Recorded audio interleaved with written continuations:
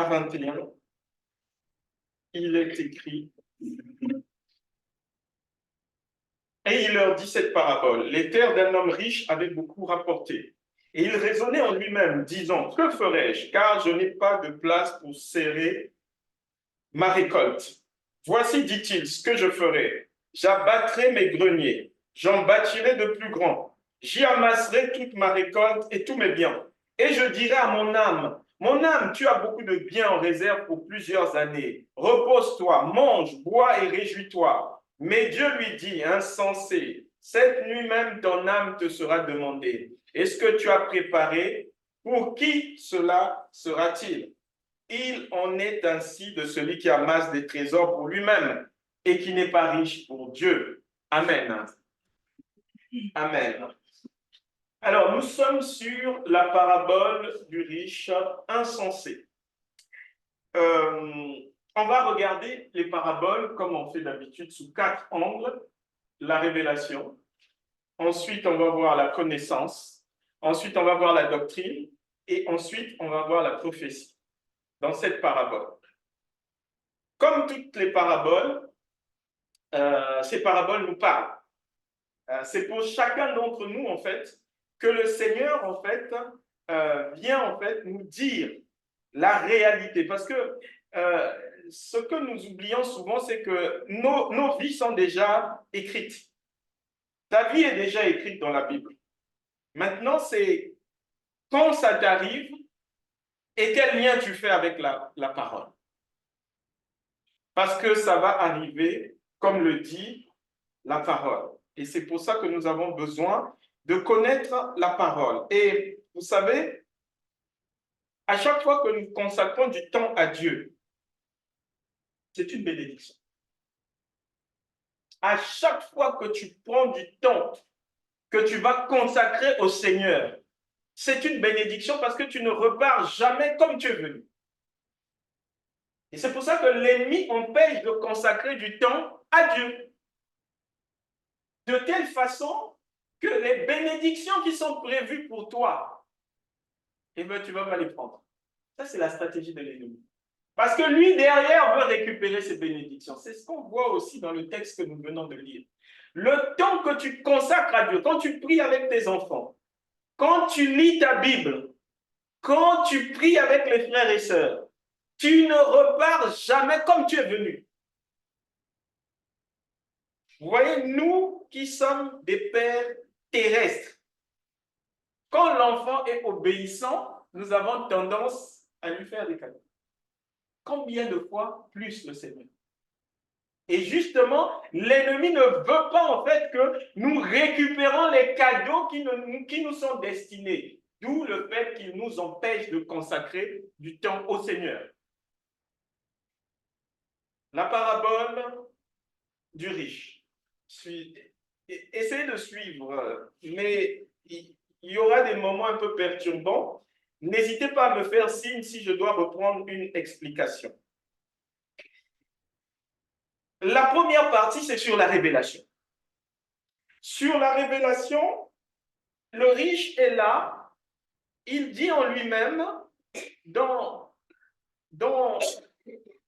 ses pensées, il a amassé assez de revenus. Il a amassé assez de revenus et il se trouve dans une situation en fait particulière. Dans cette situation particulière, il va dire dans le verset 18, « Voici, dit-il, ce que je ferai. J'abattrai mes greniers, j'en bâtirai de plus grands, j'y amasserai toute ma récolte et tous mes biens. »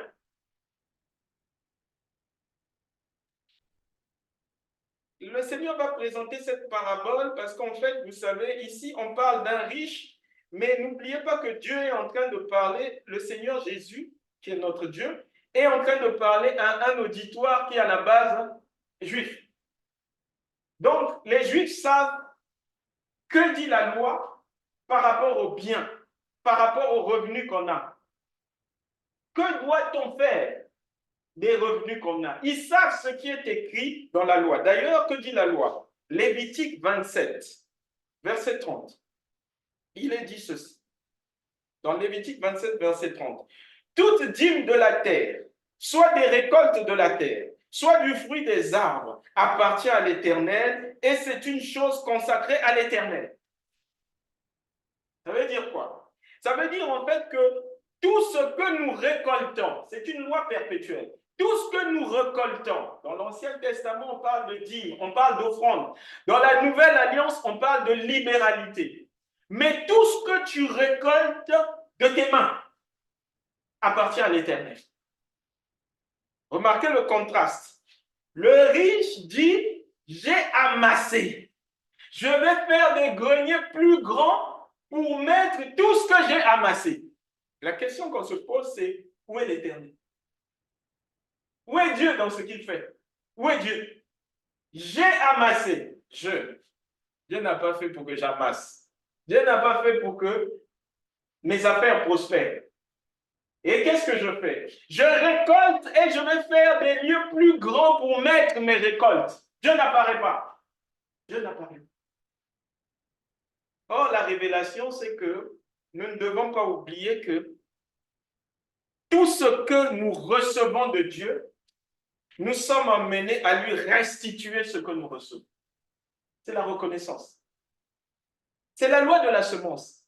Je sais que tout ce que j'ai obtenu vient de Dieu. En retour, je vais lui redonner ce que j'ai obtenu.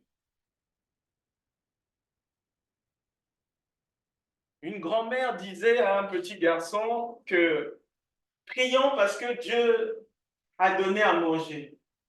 Le petit garçon s'est levé et a dit à sa grand-mère, non, ce n'est pas Dieu qui a donné, c'est Carrefour. Vous comprenez que même le petit enfant, s'il ne fait pas attention, il va être dans une reconnaissance charnelle. On ne voit pas le spirituel. Or, ici, je vous rappelle que nous sommes en préparation pour l'enlèvement. Voilà le contexte dans lequel nous, Église, nous nous situons. Il y a deux issues à ta vie. Soit tu vas mourir, attendre l'enlèvement, ou soit tu vas vivre l'enlèvement. Mais est-ce que tu es prêt? Voilà le contexte dans lequel nous nous situons en fait aujourd'hui. Parce qu'on peut regarder le texte et on peut dire, mais oui, mais en ce temps-là, les Juifs, mais eux aussi, ils avaient la parole. Comment ce riche a pu ne pas regarder la parole et dire, j'ai amassé, il faut que je donne la part qu'il faut au Seigneur. Oui, mais toi aussi, tu as la Bible aujourd'hui.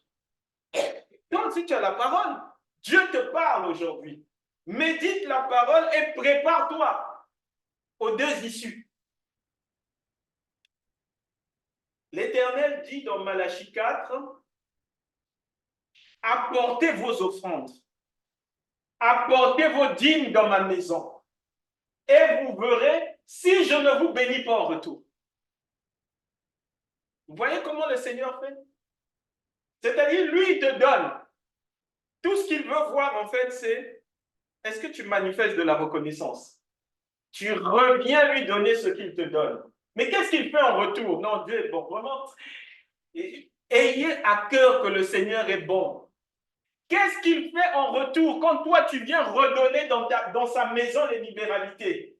Il te rajoute. J'aime ça. Comprenez le mécanisme?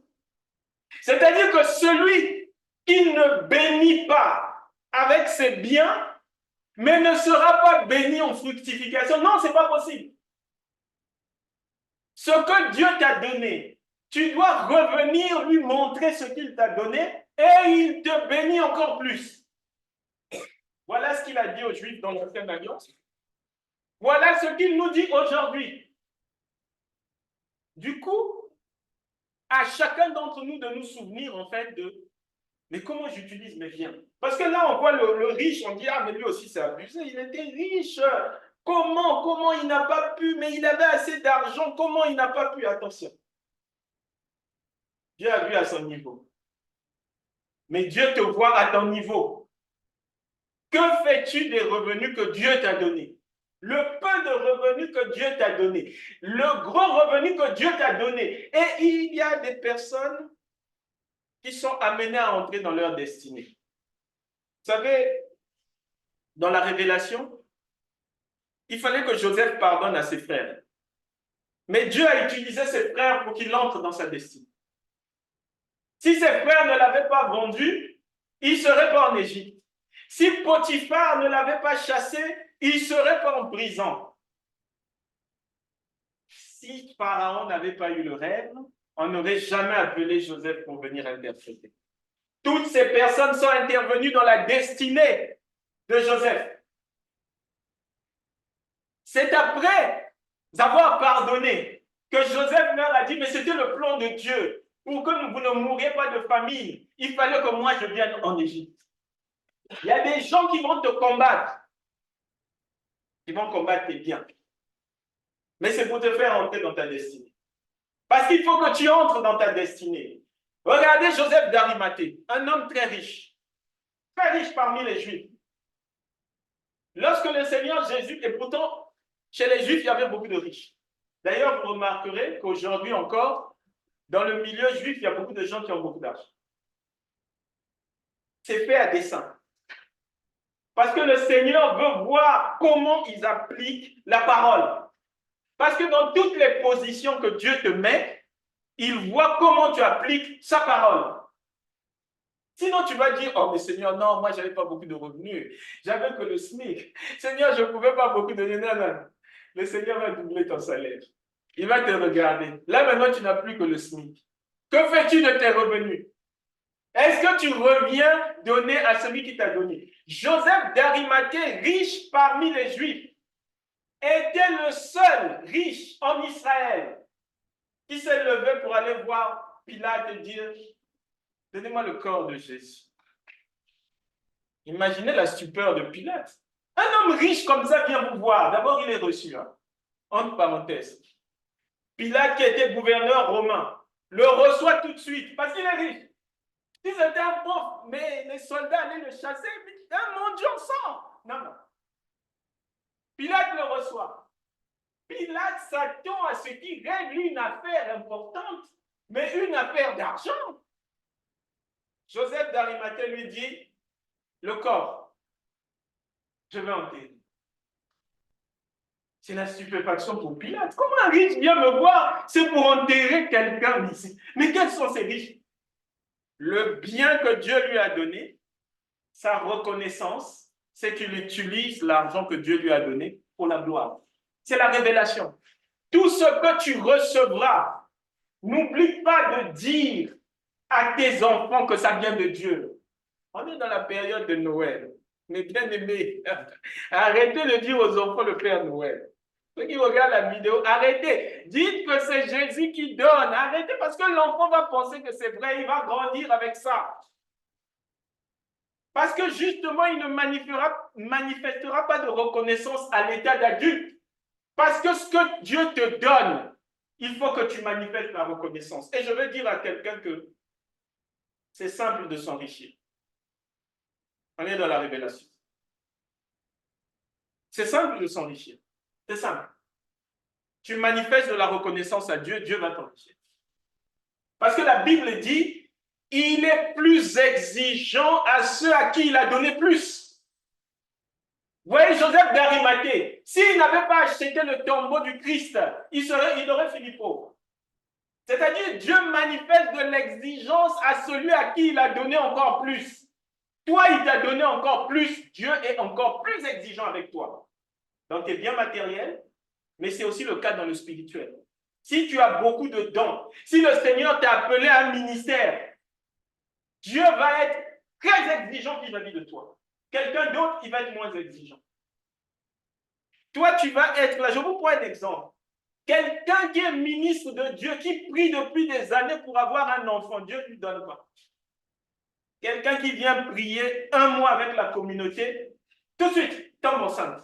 Tu es là, mais tu dis, mais Seigneur, mais la personne ne prie plus. Pourquoi tu lui as donné? Dieu fait grâce à qui il veut. Et il est exigeant beaucoup plus avec les gens à qui il a plus béni. Non, peut-être dans vos prières, vous allez dire, non, Seigneur, ne me bénis pas trop parce que tu vas être trop exigeant avec moi. Non, Seigneur, diminue les bénédictions. Parce que je connais ton exigence. Je sais que quand tu donnes, tu es exigeant. Dieu est exigeant avec les gens à qui il donne plus. Et c'est normal. C'est normal. texte nous emmène dans un autre aspect, la connaissance et la révélation. Donc, nous savons maintenant comment utiliser notre argent, puisque Dieu s'est révélé à nous. La parole et révélation. Le même texte nous emmène dans la connaissance. Dans la connaissance, dans le verset 20, Luc 12, verset 20, le Seigneur dit, il dit, mais Dieu lui dit, insensé, cette nuit même ton âme te sera demandée. Est-ce que tu as préparé? Pour qui cela sera-t-il? C'est-à-dire que l'humain fait ses projets. Ce sont des projets personnels. Moi, je vais faire comme ça. L'humain oublie le divin. C'est facile d'oublier que le souffle de vie vient du Seigneur. Que celui qui te fait grâce d'être là, c'est le Seigneur. Et du coup, tu vas former tes projets sans intégrer Dieu dans les projets. Ça se produit souvent. On l'a tous fait. Dieu n'est pas dans ton projet. Mais tu oublies que celui qui a ta vie entre ses mains, c'est le Seigneur. Le riche, là, il y a une connaissance qu'il avait perdue. C'est que je peux faire des projets. Tu peux dire que mardi prochain, j'achèterai une voiture. Quelqu'un t'a dit que tu arriveras jusqu'à mardi prochain. Qui t'a dit ça? Qui t'a dit ça? L'illusion de l'humain consiste à penser que la mort ne concerne que les autres. Ah bon? C'est écrit dans quel... C'est la parole de Dieu? Comment ça, la mort ne concerne que les autres? Donc, toi, tu ne peux pas partir. C'est que les autres qui partent. Et c'est pour ça, d'ailleurs, lorsque vous lisez ce texte de Luc 12, vous voyez que le riche est surpris de mourir. Mais non, ça ne doit pas surprendre quelqu'un. Depuis tout petit, on t'a dit qu'on quitte cette terre. On ne reste pas tout le temps sur cette terre. Et ça peut se produire à n'importe quel moment. Et donc, le riche oublie cette connaissance du bien et du mal, de la mort et de la vie, notamment de la mort physique, parce qu'il entre dans ses projets. La connaissance, c'est que la Bible nous dit dans Habakkuk, verset 2, Habakkuk chapitre 2, à partir du verset 1, il est écrit, « J'étais à mon poste et je me tenais sur la tour, je veillais pour voir ce que l'Éternel me dirait et ce que je répliquerais après ma plainte. L'Éternel m'adressa la parole et il dit, écris la prophétie, grave-la sur des tables afin qu'on la lise couramment. Car c'est une prophétie dont le temps est déjà fixé. Elle marche vers son terme et elle n'en mentira pas. Si elle tarde, attends-la car elle s'accomplira. Elle s'accomplira certainement. Voici, mon âme s'est enflée, elle n'est pas droite en lui, mais le juste vivra par la foi. Pareil à celui qui est ivre et arrogant. L'orgueilleux ne demeure pas tranquille, il élargit sa bouche comme le séjour des morts. Il est insatiable comme la mort, il attire à lui toutes les nations, il assemble auprès de lui tous les peuples. Ne sera-t-il pas pour tous un sujet de sarcasme, de raillerie et d'énigme? On dira malheur à celui qui accumule ce qui n'est pas à lui. Jusqu'à quand malheur à celui qui augmente le fardeau de ses dettes? Tes créanciers ne se lèveront-ils pas soudain? Tes oppresseurs ne se réveilleront-ils pas et tu deviendras leur proie? Parce que tu as pillé beaucoup de nations, tout le reste des peuples te pillera. Car tu as répandu le sang des hommes, tu as commis des violences dans le pays contre la ville de tous ses habitants. Malheur à celui qui amasse pour sa maison des gains iniques afin de placer son nid dans un lieu élevé pour se garantir de la main du malheur. C'est l'opprobre de ta maison que tu as résolu en détruisant des peuples nombreux et c'est contre toi-même que tu as péché, car la pierre crie du milieu de la muraille et le bois qui lie la charpente lui répond. Malheur à celui qui bâtit une ville avec le sang, qui fonde une ville avec l'iniquité. Voici, quand l'Éternel des armées l'a résolu, les peuples travaillent pour le feu, les nations se fatiguent en vain, car la terre sera remplie de la connaissance de la gloire de l'Éternel, comme le fond de la mer par les eaux qui le couvrent. La terre sera remplie de la connaissance de l'Éternel et on ne peut pas gagner sa vie de façon malhonnête. C'est-à-dire, Vous ne pensez pas que la malhonnêteté consiste seulement à faire des mauvais contrats avec les autres, dans lesquels toi tu tires parti et en fait tu escroques les autres. Non, non, il n'y a pas que ça la malhonnêteté. Il n'y a pas que ça. Le texte nous explique ici, c'est malhonnête de ne pas donner à Dieu. Parce que c'est Dieu qui t'a donné. Vous comprenez de quelle malhonnêteté ici le riche est indexé. Le texte de Luc 12 ne dit pas que le riche a mal gagné son argent, c'est-à-dire qu'il a escroqué des gens pour avoir de l'argent. Mais le texte dit, lorsqu'il a eu plus d'argent, il a voulu avoir des greniers plus grands pour amasser son argent. Donc, qui a-t-il escroqué? Le Seigneur. Parce que ce que tu as appartient à Dieu. Alors, on aime ce texte. L'or et l'argent appartiennent au Seigneur. C'est vrai. Mais donc, ça veut dire que l'argent que tu as dans ta main appartient à Dieu. Quand on lit le texte, quand c'est pour notre avantage, nous les humains, nous sommes contents. Ah ouais. Le Seigneur, ouais. Mais quand c'est maintenant dans nos mains, c'est à toi d'agir. Ah là, non, Seigneur, attends. Ce mois-ci, attends. Le mois prochain. Je ferai ça le mois prochain. Non. Dieu te voit, l'or et l'argent l'appartiennent, et ce qu'il a mis entre tes mains lui appartiennent aussi. Donc la révélation, c'est que la connaissance, c'est que la connaissance de Dieu va se diffuser, et lorsque quelqu'un va obtenir des ressources, il sait qu'il y a Dieu dans ses ressources. Il sait qu'il ne doit pas ne pas être reconnaissant vis-à-vis de Dieu. Ce riche était insensé. Son âme lui a été redemandée. Son âme lui a été redemandée parce qu'il a agi comme un insensé.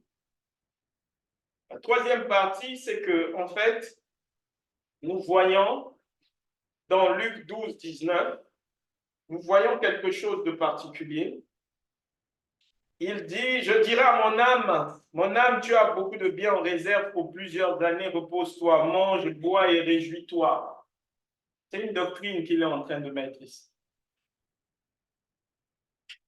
L'apôtre Paul a dit, si Dieu n'existe pas, mais alors là, mangeons et buvons, amusons-nous. Oh, ça c'est la doctrine du monde. J'ai l'argent, je me réjouis, je fais la fête. Je fais la fête. Et dans cette fête, Dieu n'est pas.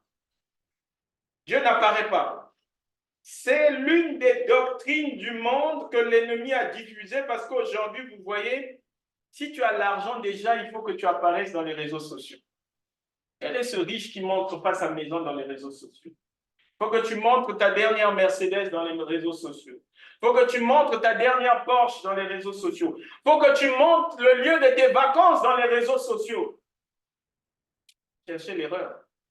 Comment ça se fait que même des gens qui aujourd'hui se disent chrétiennes tombent dans le piège du diable avec cette fausse doctrine? Mangeons, buvons. Nous avons de l'argent. Mangeons, buvons. Montrons à tout le monde que nous avons de l'argent. Quelle est la finalité de cette doctrine? Toute doctrine qui ne place pas le Seigneur Jésus-Christ au centre est une doctrine qui vient du diable. C'est une doctrine d'idolâtrie. On veut être adulé en fait. Ça veut dire que moi, lorsque j'arrive dans tel pays, il faut qu'on sache que j'ai des millions d'euros, que les gens se mettent dans la rue pour m'acclamer. Je veux être adulé en tant que riche. Mais oui, c'est de l'idolâtrie. C'est de l'idolâtrie. La doctrine dans laquelle nous sommes, c'est Jésus-Christ qui est au centre. Il a dit à Josué, dans Josué 24, ne t'éloigne pas du livre de la loi. Et le Seigneur, vraiment, il est digne d'adoration parce que quand il te parle, il y a toujours une promesse qui suit. Pourquoi? Pour que tes plans réussissent. C'est-à-dire, quelqu'un est assis, il se dit, mais moi, comment ça se fait que la réussite ne vient pas? Ne t'éloigne pas du livre. Si tu t'éloignes de la parole, tu ne vas pas réussir. Si tu fais la parole, tes délices, tu vas réussir. David n'avait aucune particularité pour réussir en tant que roi.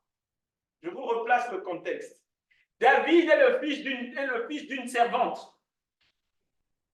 Ce n'est pas le fils des femmes légitimes. David est fils d'une servante. Ses frères ont une carrure militaire. Et d'ailleurs, deux de ses frères sont des militaires. Dieu va aller prendre le plus maigre, le plus petit. C'est celui-là qui prend, il va le placer roi.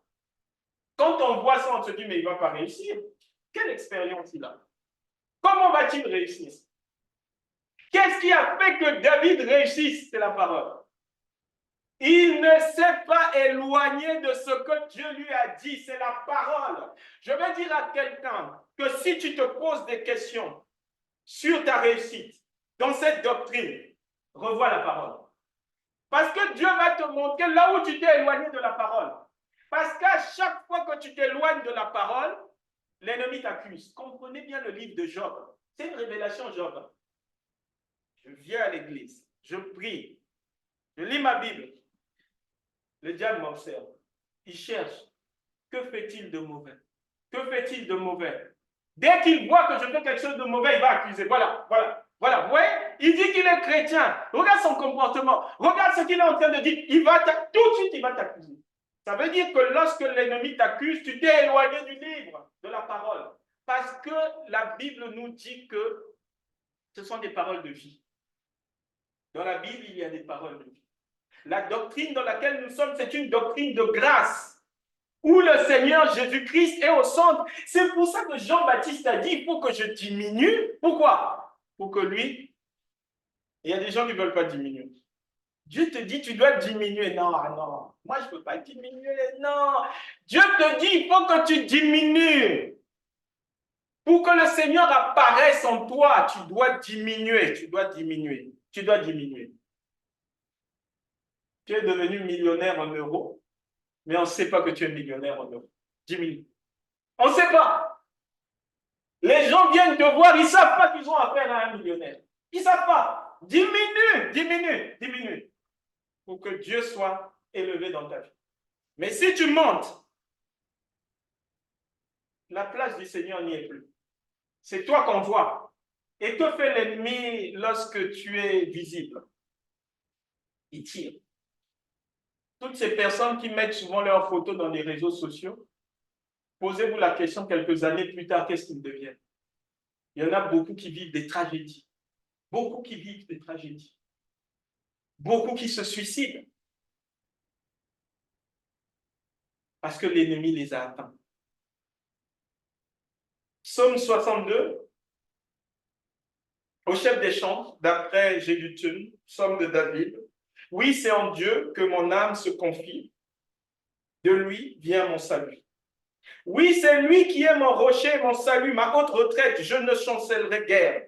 Jusqu'à quand vous jeterez-vous sur un homme? Chercherez-vous tous à l'abattre, comme une muraille qui penche, comme une clôture qu'on renverse? Ils conspirent pour le précipiter de son poste élevé. Ils prennent plaisir au mensonge. Ils bénissent de leur bouche et ils maudissent dans leur cœur. Oui, mon âme, confie-toi en Dieu, car de lui vient mon espérance. Oui, c'est lui qui est mon rocher, mon salut, ma haute retraite, je ne chancellerai pas. Sur Dieu repose mon salut et ma gloire, le rocher de ma force, mon refuge et mon Dieu.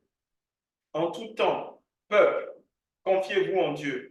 Répandez vos cœurs en sa présence. Dieu est notre refuge. Oui, vanité, les fils de l'homme, mensonge, les fils de l'homme. Dans une balance, ils monteront tous ensemble, plus légers qu'un souffle. Ne vous confiez pas dans la violence et ne mettez pas un vain espoir dans la rapine. Quand les richesses s'accroissent, n'y attachez pas votre cœur. Le roi David disait déjà, quand les richesses s'accroissent, n'attache pas ton cœur, parce que la Bible dit, là où sera ton trésor, sera ton cœur. Mais si ton trésor, c'est l'argent, mais c'est là où il y a ton cœur. Si dans cet évangile, ton trésor, c'est le Seigneur Jésus, c'est là où sera ton cœur. C'est là, ce n'est pas ton compte où il y aura ton cœur. C'est là où il y a le Seigneur. Donc, là où il y a sa parole, c'est là où sera ton cœur. Dans cette doctrine, vous voyez, même dans le psaume, on nous dit, il ne faut pas maudire. Il faut toujours bénir. Ça nous est rappelé dans Romains 8, dans Romains 12. Dans cette doctrine, même si quelqu'un t'a fait de mauvaises choses, il faut toujours bénir. Il ne faut jamais maudire. Ça, c'est la doctrine du Seigneur Jésus-Christ, parce que la justice appartient à Dieu. Nous, en tant qu'humains, d'autant plus dans la nouvelle alliance, jamais nous devons maudire. À un niveau de spiritualité élevé. Parce que quand tu maudis, tu es en train de faire alliance avec le diable. Parce que le diable est celui qui généralise la malédiction. Je veux dire à quelqu'un qu'en Jésus-Christ, nous sommes une nouvelle création. 2 Corinthiens 5. L'ancienne nature est passée. Nous devenons une nouvelle nature. En Jésus-Christ. Les condamnations sont passées. Les malédictions sont passées. Ce qui existe dans la famille. Toutes ces choses sont passées en Jésus-Christ. Mais notre difficulté, c'est d'y croire. Si tu ne crois pas que le Seigneur a enlevé la malédiction qui venait de ta famille, qui est sur toi, cette malédiction va continuer. Mais si tu crois que le Seigneur a enlevé cette malédiction sur toi, cette malédiction va s'arrêter. Tout est question de foi. Si tu ne crois pas, l'ennemi va continuer. Nous arrivons dans la prophétie, la dernière partie. Mais n'oubliez pas que je vais dire à quelqu'un quelque chose de particulier. C'est que le Seigneur a écrasé la tête du serpent. Comprenez bien ce mouvement. Si vous prenez un serpent, vous écrasez sa tête. Observez-le. Son corps bouge. Son corps bouge. Je vais dire à quelqu'un aujourd'hui que tu subis les attaques du diable. Mais c'est le corps du diable qui bouge. Sa tête est écrasée. C'est-à-dire qu'il te fait peur. La tête est écrasée. Avec sa tête, il ne peut plus rien faire. C'est son corps qui est en train de bouger. Parce que le Seigneur l'a rendu sans défense devant nous. Le Seigneur lui a enlevé la puissance devant nous. Parce qu'en tant qu'enfant de Dieu, si tu crois que le Seigneur a mis en toi le don de chasser les mauvais esprits au nom de Jésus-Christ, tu dis à l'esprit, sors, il va sortir. Si tu ne crois pas, lui-même va te dire, tu ne crois pas ce que tu dis. Lui-même, il va te dire, tu ne crois pas ce que tu dis. Parce que justement, quand il commence à parler, ça veut dire que tu n'as pas assez de puissance. Sors, il sort. Parce que Dieu t'a revêtu de puissance. Ah, mais, mes frères et sœurs, le Seigneur a fait des choses extraordinaires pour nous. Hein. Le Seigneur nous a revêtus. C'est-à-dire, je rappelle en Corinthiens 15, nous ne combattons pas pour vaincre. Nous combattons dans la victoire. C'est deux choses différentes. Il y a des gens qui entrent dans le combat en train de se demander est-ce que je vais gagner. Non. Dieu t'a dit. Je t'ai revêtu de puissance pour vaincre. Tu ne peux pas perdre devant l'ennemi. Mais lui, comme il est menteur, comme il est rusé, il vient toujours avec ses ruses. Et d'ailleurs, dans la prophétie, il va manifester une ruse. Il va manifester une ruse par rapport aux riches. Nous sommes dans Luc 12, verset 18. Voici voici, dit-il, ce que je ferai. J'abattrai mes greniers, j'en bâtirai de plus grands, j'y amasserai toute ma récolte et tous mes biens. Ruse. C'est une ruse. Dans le cœur, la personne va avoir le langage de dire, moi, je vais être quelqu'un de plus grand. Encore plus grand. J'aurai encore des choses beaucoup plus grandes. Ruse de l'ennemi. Qui fait croire à quelqu'un que, au fond, le souffle de vie t'appartient. La vie est à toi, en fait. Remarquez les publicités.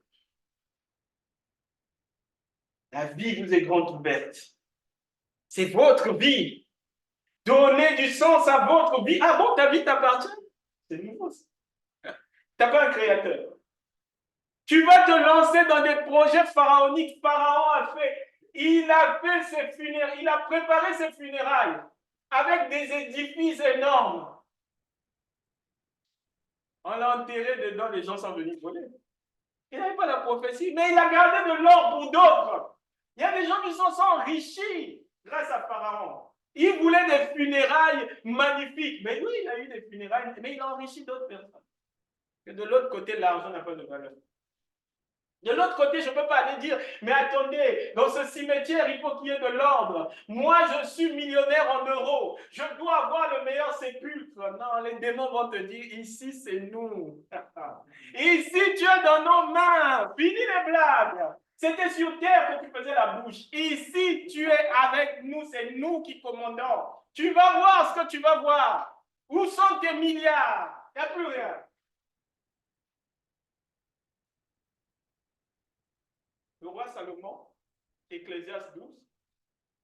Ecclésiaste 12, le roi Salomon nous dit un texte vraiment d'une profondeur prophétique. Parce que le roi Salomon, il avait reçu, vous savez, Salomon avait une particularité. Il cherchait la sagesse de Dieu, mais à un moment donné, le diable l'a fait glisser. Il a cherché les sagesses des dieux des autres nations. Lorsqu'il est allé toucher aux dieux des autres nations, le Seigneur l'a rappelé à lui pour qu'il revienne. Et lorsqu'il revient au Seigneur et qu'il a compris qu'il a fait le tour, en fait, hein, il a fait le tour de la maison. Le début, c'est Dieu, la fin, c'est toujours Dieu. Hein. Bon, lui, il n'avait pas Apocalypse 22. Mais on dit bien, c'est le commencement et la fin. Tu peux pour toi aller, tu vas tourner. Il est allé chercher dans les autres nations, il a trouvé leur magie, leur truc, il a fait des cultes. Il est revenu au Seigneur. Parce qu'il a vu quoi? Dans toutes ces nations-là, il n'y a pas quelque chose qui est plus grand que la connaissance que Dieu donne. Je veux dire à quelqu'un qu'on peut venir t'expliquer c'est quoi l'hindouisme. On peut venir t'expliquer c'est quoi les kamites. On peut venir t'expliquer c'est quoi le confucianisme. Tu ne trouveras jamais la connaissance que tu as dans la parole. C'est une connaissance très élevée. Voici ce que écrit Salomon à la veille de sa mort. Ecclésiaste 12. 1-8. Mais souviens-toi de ton Créateur pendant les jours de ta jeunesse, avant que les jours mauvais arrivent et que les années s'approchent où tu diras, je n'y prends point de plaisir. Avant que s'obscurcissent le soleil et la lumière, la lune et les étoiles, et que les nuages reviennent après la pluie. Tant où les gardiens de la maison tremblent, où les hommes forts se courbent, où celles qui moulent s'arrêtent parce qu'elles sont diminuées, où ceux qui regardent par les fenêtres sont obscurcis, où les deux battants de la porte se ferment sur la rue quand s'abaisse le bruit de la meule, où l'on se lève au chant de l'oiseau, où s'affaiblissent toutes les filles du champ, où l'on redoute ce qui est élevé, où on a des terreurs en chemin, où l'amandier fleurit, où la sauterelle devient pesante et où la cape n'a plus d'effet, car l'homme s'en va vers sa demeure éternelle et les pleureurs parcourent les rues avant que le cordon d'argent se détache, que le vase d'or se brise, que le seau se rompe sur la surface et que la roue se casse sur la citerne, avant que la poussière retourne à la terre comme elle y était et que l'esprit retourne à Dieu qui l'a donné. Salomon, ici, nous décrit la mort. C'est une description de la mort. Parce que le fil d'argent dont il est question de bien se rompre, c'est le fil qui va lier notre esprit à notre corps et à notre âme. La mort, c'est quand ce fil-là se coupe. C'est-à-dire que dans ce corps, il n'y a plus de vie. Et quand il n'y a plus de vie dans ce corps, l'esprit repart au Seigneur parce que Dieu a soufflé pour que je devienne une âme vivante. L'âme, si elle appartient à Dieu, elle va avec le Seigneur. Si elle n'appartient pas à Dieu, mais elle va avec l'ennemi. Et donc, Salomon ici va décrire le processus de la fin, processus par lequel tous les hommes sont amenés à passer. Parce qu'il faut que je dise à quelqu'un que même quand il y aura l'enlèvement, parce que l'enlèvement peut se produire à tout moment. Vous l'avez compris, la mort aussi peut se produire à tout moment. Vous voyez le parallèle? L'enlèvement peut se produire à tout moment. Mais la mort aussi peut se produire à tout moment. Mais la différence, c'est que dans l'enlèvement, le corps va mourir en un instant. Il meurt, mais il est changé. En un instant, il meurt, mais il est changé. Encore glorieux. Donc, il ne retourne pas à la poussière. Ici, il dit bien avant que la poussière retourne à la terre. Mais lorsqu'on meurt, ce corps-là, il va retourner à la poussière. Le plus important, c'est l'âme qui est à l'intérieur. Et le Seigneur nous emmène à des dimensions totalement particulières parce que vous voyez, il y a quelqu'un... Ah, j'aime ces choses. Moi, ma conversion est partie de la mort. À 15 ans, ma question essentielle, c'était qu'est-ce qui se passe quand on meurt? Qu'est-ce qui se passe quand on meurt? Je ne posais que ces questions-là à mes parents, aux pasteurs, les gens que je rencontrais. Qu'est-ce qui se passe quand on meurt? Qui a la réponse de ce qui se passe quand on meurt? Mais vous voyez, l'ennemi est mauvais. Pourquoi? Parce qu'il va introduire un esprit de suicide. Tu veux savoir? Meurs. Voilà la parole que j'ai entendue. Tu veux savoir? Meurs. Un dimanche, pendant le culte, le prédicateur a dit, Jésus-Christ est mort, il est ressuscité le 3e jour. J'ai arrêté de penser à ce à quoi je pensais. J'ai commencé à l'écouter attentivement. J'ai réalisé. Pourtant, j'allais à l'église depuis tout petit. Mais je n'avais pas réalisé que Christ était passé par la mort et que lui pouvait répondre à la question que je me posais sur la mort. Pourquoi? Il est le seul à être revenu. Lui, il est revenu. Tous les gens que vous avez vus dans la Bible qui ont été ressuscités, ils n'étaient pas morts. D'ailleurs, quand le Seigneur va voir la jeune fille qui, avec les pleureuses, vous savez en Israël, quand quelqu'un meurt, quand la famille ne pleure pas bien, on paye des gens pour pleurer. On paye, c'est une tradition en Israël. On paye, il y a des gens qui viennent pleurer, vous vous dites, ah, mais vraiment, il l'aimait beaucoup. Non, non, ce n'est pas sa famille, on l'a payé, il pleure. Les gens pleuraient. Christ a dit, elle n'est pas morte. Ils l'ont pris pour. Mais qu'est-ce qu'il raconte? Ça fait des jours que le corps est là. Le Seigneur va appeler, la personne revient. Ça veut dire que le fil ne s'était pas coupé. Vous comprenez pourquoi Christ dit qu'elle n'est pas morte? Mais Christ est mort. Lui. Il est mort. Il est allé de l'autre côté. Et la mort ne pouvait pas le contenir. Il est revenu. C'est pour ça que dans Apocalypse 22, on nous dit qu'il est le commencement et la fin.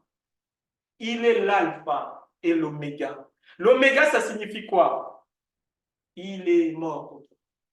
Parce que dans le spirituel, c'est l'inverse. Si tu veux comprendre ça dans le spirituel, tu ne dis pas il est alpha, oméga. Tu dis il est oméga. D'abord, il est mort pour toi. Ensuite, il est alpha. Pourquoi alpha? Il est ressuscité pour toi. Il est ressuscité pour toi. Comprenez bien le sens dans lequel Dieu nous donne la vie. Parce que justement, il a détruit le pouvoir de la mort pour nous donner la vie. Quelqu'un est né de chair, d'une femme, il voit ses parents, il grandit, il a la vie, mais ça, c'est la vie charnelle. Quelqu'un est né du Saint-Esprit. Il voit désormais son envie de lire la Bible. Il voit désormais son envie de chanter des cantiques. Là, c'est la naissance d'en haut. C'est ça la résurrection. La résurrection, c'est en fait l'enfant qui reçoit le Saint-Esprit pour naître désormais d'en haut. C'est pour ça que cette naissance d'en haut est extrêmement importante. C'est pour ça qu'il a dit à Nicodème, tu dois naître d'eau et d'esprit. Nicodème était perturbé. Le plus important, c'est la naissance d'en haut. Le plus important, c'est la résurrection. Parce que justement, la résurrection vient annuler la mort. Et justement, comme Christ est ressuscité, je dis à quelqu'un pour finir, il a annulé les actes de condamnation qui pesaient sur toi. Si on lit toutes les condamnations que le diable avait écrites sur ta vie, oh mon bien-aimé, tu serais en larmes.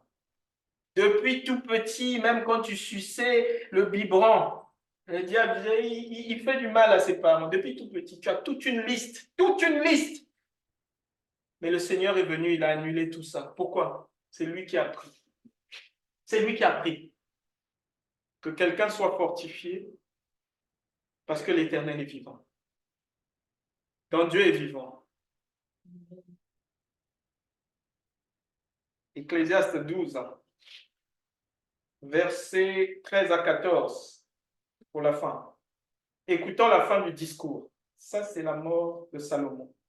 Crains Dieu, observe ses commandements. C'est là ce que doit faire tout homme. Car Dieu amènera toute œuvre en jugement au sujet de tout ce qui est caché, soit bien, soit mal.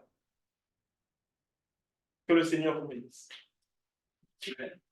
Amen. Que le Seigneur vous bénisse. Amen. Que le Seigneur vous bénisse. Amen. Il est ressuscité. Il est ressuscité. Alléluia. Que le Seigneur vous bénisse. C'est la fin, réveillez-vous, c'est la fin.